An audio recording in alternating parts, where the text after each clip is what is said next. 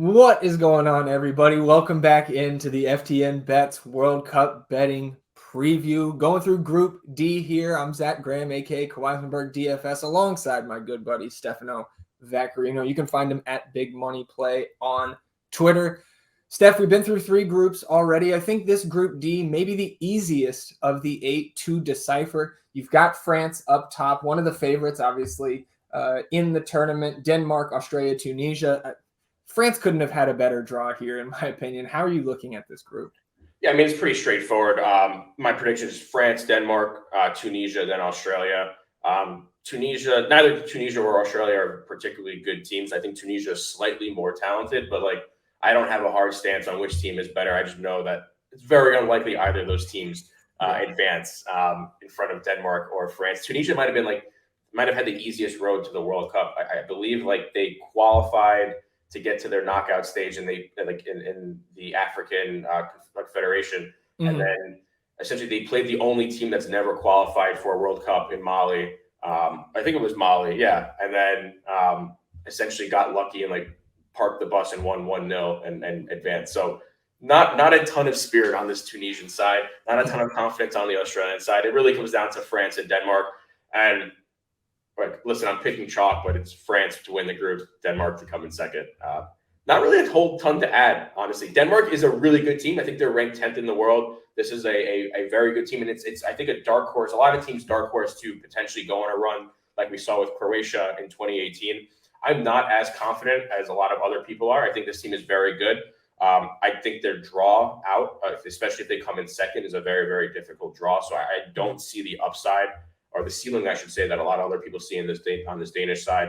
I do think, this is considered a worse France team than they brought in 2018 when they won the World Cup. But it's a younger side. I think their biggest miss is not having N'Golo Kante. I don't think missing Paul Pogba matters too much. Obviously, he's great at international play, but he's also aging, and the lack of matches over the past 4 years isn't great.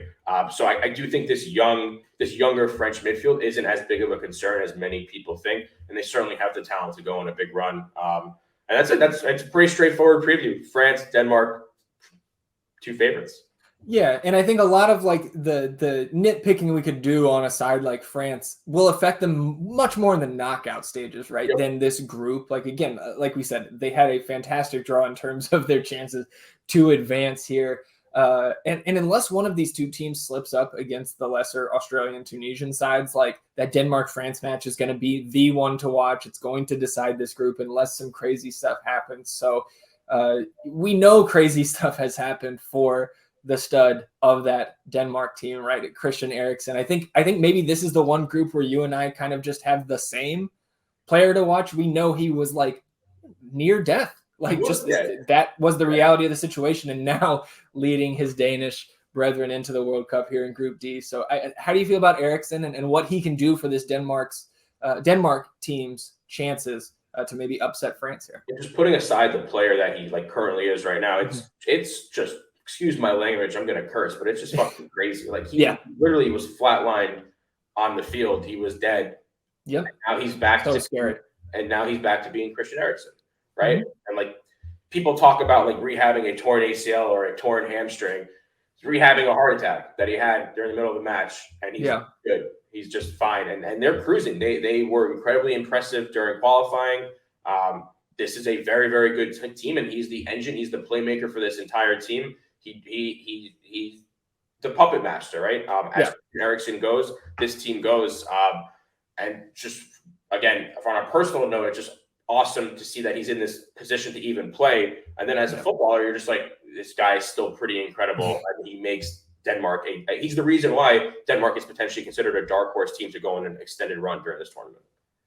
Yeah, I couldn't agree more with you. So I'm excited to watch him. And especially, again, if this group, the chalk does hit and we get that France-Denmark matchup that decides the group, I can't wait to watch that one. Let's talk our favorite bets here in Group D. I'll toss it to you first. I know you've been scouring the market for some of the best bets in these groups. So what have you found here? What have you found here in Group D that really catches your eye? So when you have a group that has 2 very obvious teams to advance, I always love targeting the straight forecast, right? And that is predicting who comes in first, who comes in second. I think we're getting good value. France to come in first, Denmark to come in second, -105 on DraftKings Sportsbook. That is giving Denmark a lot of credit and credit that they deserve. And that means the books do consider Denmark a threat to beat France and potentially win this group. I think we're getting good value on France to win this group and Denmark to come second at -105.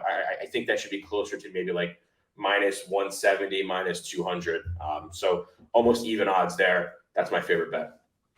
Yeah, I absolutely agree with you. And so just so I could bring something else to the table here, and I actually think it's a pretty decent bet. We'll call it just like the hater bet of the week, because you can also bet on who ends up last in these groups. Give me Australia at even odds to finish up fourth here. I think the Australia-Tunisia match obviously will most likely decide who ends up last. And like you said, Tunisia is a team that likes to park the bus and just frustrate teams. And I think they can do that and maybe steal a goal against the Aussies and just send the Aussies back home with a little bit of misery, and hopefully help your bankroll out with a little even odds boost there on the Aussies to come in last. Anything else you want to add here on Group D stuff? I'm going to say my Australia-Tunisia prediction, 0-0. Hammer that exact score. Okay, there you go. I like it. I like it.